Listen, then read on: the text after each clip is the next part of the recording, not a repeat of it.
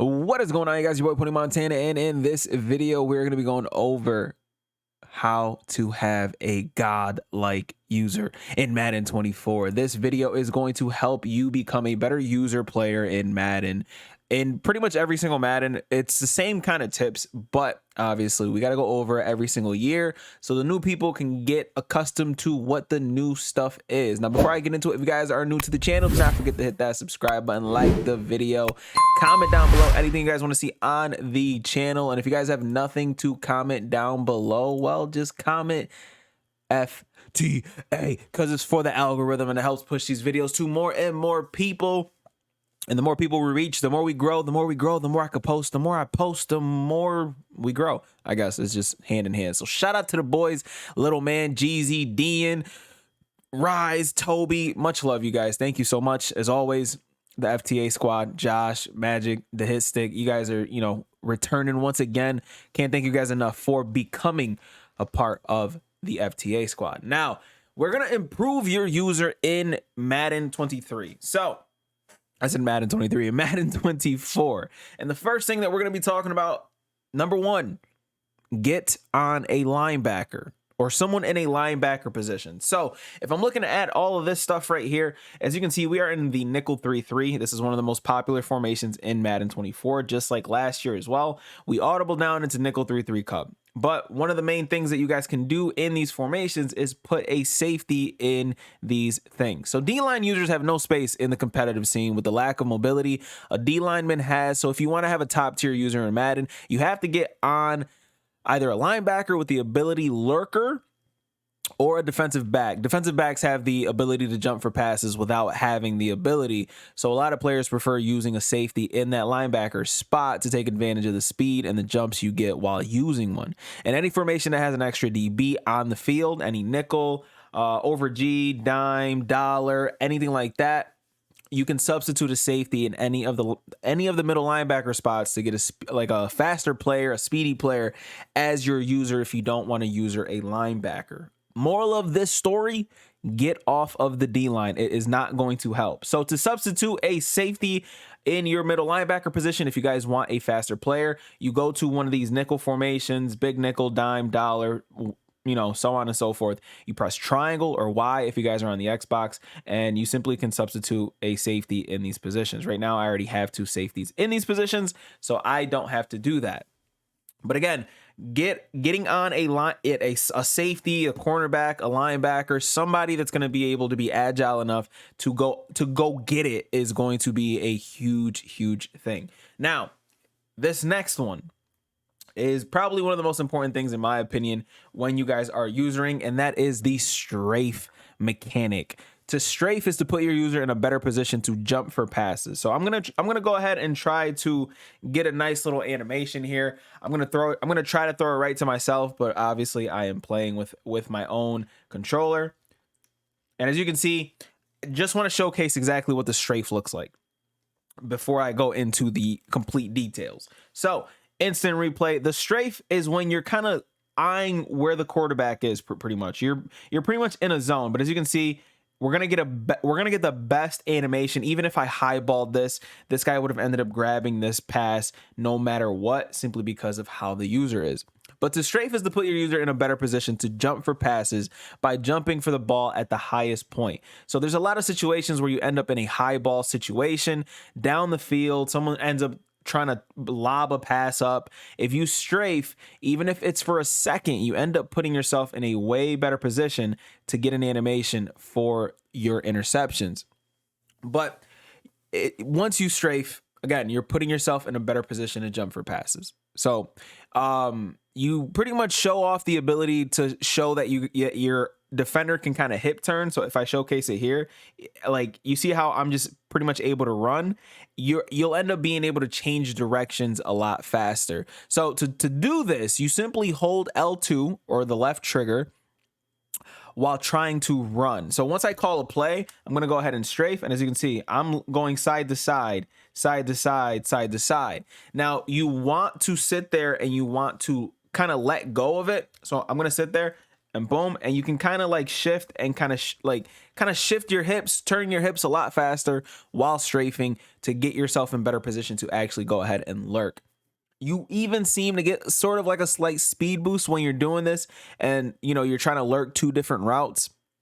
So whenever you are on the defensive side of the ball and you are trying to use her, make sure that you guys are pressing that L2 button to kind of change direction.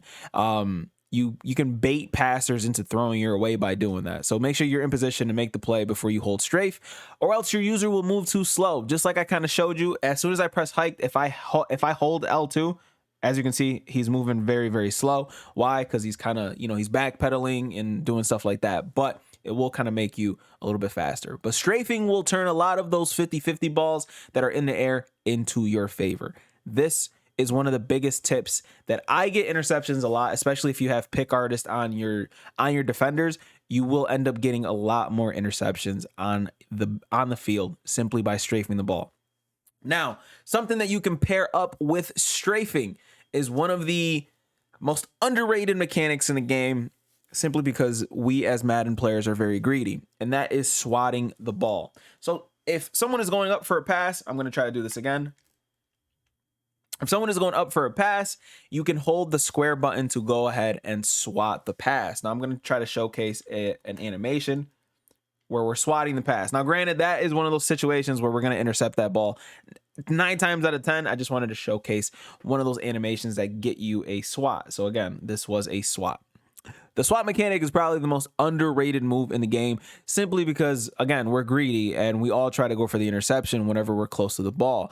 Sometimes the better move to do in a lot of these situations, especially when you're playing like a better player, is to swat the ball, giving your defense another chance to get a stop. To use a swat mechanic, all you have to do is simply press square or the X button if you guys are on the Xbox to try to get yourself a better animation that sometimes would be a completed pass if your defender wasn't trying to get his hands in there to knock the ball out. So sometimes you'll end up with like a 50-50 chance, and you going for the swat instead of the interception results in a drop pass a lot of the times, and it's just going to help you guys out a lot. It's not always wise to go for the interception. Sometimes it's better just to take the safe route and just go for the swat. This is another tip that will improve your user simply by putting yourself in a lot of situations. Now, number 4 on this list is learning the popular route combinations. Now, for this, I'm just going to go audible into the verts halfback under so you guys can kind of get a somewhat of a gist of what I mean by learning popular route combinations. So when it comes to this right here, this play stock is one of the most popular route combinations. And one of the things that you can do when it comes to this, and I'm going to try to do this with 2 controllers. Mind you, my reads are probably going to be shaky, but one thing that you could do is try to bait one and then try to go and bait the other one, because you're learning what kind of plays are being ran. So of course I didn't get the interception here because it is going to be a little bit difficult, but since we know what the route combination most of the time here is, we can sit here and bait this route and then immediately cut in for this route here. Every formation has a number of routes and plays that a lot of people run, whether it's the slant post or this verticals route specifically. You get used to seeing the same plays over and over and over again, game after game, because Madden is a copycat league. Madden and football in general, it's a copycat league, and everybody copies what works. So if something works, be prepared to face it in more than one game, just like this verticals pattern. It's the same thing every single time. So again, we can bait. Oh, that wasn't even the verticals. Just again, but we can sit there and bait. So learn route combinations so you can prepare yourself to try to bait your opponent into throwing a route right at you. So again, if I'm going and I'm trying this halfback verts thing, and I know that that tight end route is coming, make sure you're baiting one way and then just diving over to the next. But figuring out which route to bait and switch it's up to you, and it's up to the tendencies of whoever it is that you guys are playing. People tend to go back to simply what they're comfortable with when things are getting a little bit hard on them on the offensive side of the ball. So learn these tendencies so you can get a jump on whoever it is that you guys are playing. Again, I myself, if you guys come out, one of the main plays that I run immediately as soon as I come out is this vertical. So again, let me try to bait this one more time. Give me that. Thank you. But you'll kind of be able to bait that and set your adjustments up to bait that when you guys are playing the game. Again, baiting and switching and stuff like that, it's part of what makes us better Madden players when it is, when it's up to your user to make the play. Now, just like baiting and just like learning the route combinations, one thing that is very, very hard to do when it comes to being a better user is trusting your adjustments. So I'm going to set up a play. Let's set up the verts play again. And again, some of the combinations that you guys can do simply, if you guys don't have anything too crazy going, is simply just, hey, my adjustments, I'm going to cover 4. Why? Because I know this guy is running verts and I'm prepared to guard vert. So I'm going to take him. I'm going to put him in a hard flat. I'm going to put him in a vert just so that, you know what? I'm not even going to put him in a vert. I'm going to put him in a, okay, yeah, I'll just leave him in a vert, right? Why? Because I know that if this guy is running verticals, that the routes that this guy is going to be on are simply going to be the route, the in route with the running back. Then you've got the verticals route, et cetera, et cetera, et cetera, right? So trusting my adjustments, I have to choose a route myself to make sure that I'm focusing on so that I can try to bait that route. So if I'm focusing on that, I have to chase something. As you can see, everything else is pretty much clamped up. When that happens, your user doesn't have to move. You don't have to sit there and go absolutely crazy on trying to follow a route because, again, you trusted your adjustments. This is the only thing that was potentially open, but he's running right into a defender who's in a hard flat already. The verticals route ends up being clamped. As you can see, if they try to force that, that's an interception. And the only route that's open is absolutely nothing. So you're waiting for a route bounce and your user doesn't have to move. You have to trust your adjustments, as hard as it is to do. If you feel like you have everything covered on the field except like the running back, try rushing and baiting the running back route from time to time because you know you have everything else on the field covered. So fluke will happen with any adjustment in the game, but you're better off trusting that adjustment than having your user out of place. Just like this, if I went all the way and try to chase down a route, a bounce back route will end up ruining my day simply because I took myself out of position. So trust your adjustments and make sure that your defense is set up. So again, another thing that I can show you guys that I tend to do a lot is these running back patterns, right? You don't know what the defender is going to do. Excuse me, the offensive player is going to do. And right now we're trusting all the other adjustments that are on the field, right? We got hard flats, we got deep zones, and the only thing that we have to guard is the flat. So we have to trust our adjustments. So a lot of the times I try to go ahead and baiting this route all the time because a lot of people get scared of the blitz and they get scared of the adjustment, so they try to go down to their dump down routes like a drag or a slant or a route that's coming out of the backfield with the running back. So I jump those routes all the time and then go back into my normal assignment and make sure that nothing in the middle of the field gets pretty much taken. So if I'm running like a blitz, and this goes for a lot of people that run blitzes, they're sitting there running their little linebacker blitzes and then, oh my God, who's got what, right? You're going to sit there and try to bait one of these routes that a lot of people like to run. And a lot of people like to sit there and go crazy with the running back. And if your user's there, you're either going to stop them for a loss or you're going to get an interception and get a nice little bait that's going to go crazy. You're going to get excited. You're going to be like, oh my God, my user is amazing. And that is pretty much the passing portion of all this. Now, this next tip is very important. Start diving. This is the last tip of the video. This is the last tip that will make your user top tier. Start diving at your opponent. So I'm going to go ahead and call a run play here. And a lot of the times when you're going for the tackle, you diving puts you in the most random spots, in the most disruptive spots that you could potentially be in. Conservative tackling for some reason in this game, and I'm going to go ahead and call timeout just so I can call a run play here. I'm not going to set up any crazy run defense, but if we're facing someone who's running the ball nonstop, actually we're going to call a decent run defense at least. But if we're facing someone who's running the ball nonstop, you're going to want to sit there and dive at their feet. Now, granted, Bo Jackson does have his X factor activated, which is freight train. So he's going to break that tackle 9 times out of 10 right now. But as you can see, we end up disrupting that player and making it so instead of getting 30 extra yards on that broken tackle, he ends up only getting a couple of yards while his X factor's already active. But again, diving at the ball carrier seems to be the conservative way to tackle in Madden. The way you tackle is simply by pressing X.